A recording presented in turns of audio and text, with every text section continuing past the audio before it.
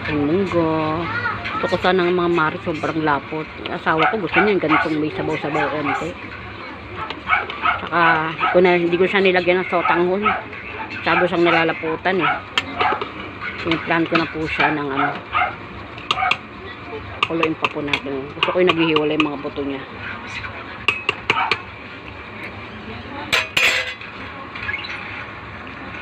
So, mga mare, galap sinawin na po natin siya.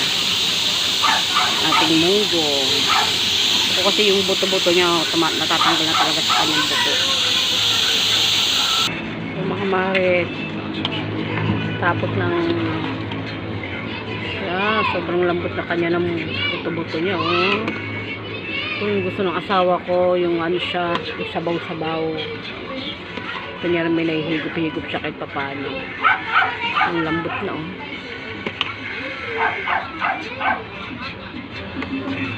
Kasi ako makain mga mare ng patay, eh.